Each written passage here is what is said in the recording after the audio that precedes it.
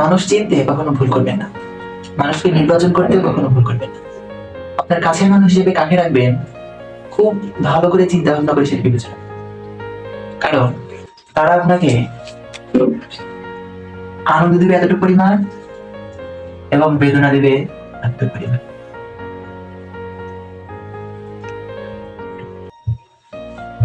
এই সামান্য আনন্দ পাওয়ার থেকে না পাওয়াই ভালো।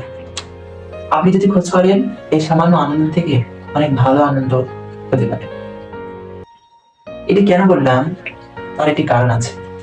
কারণটি হলো, আপনাকে দূরের মানুষ ততটা না কষ্ট দেয় যতটা আপনার কাছের মানুষ দেয়।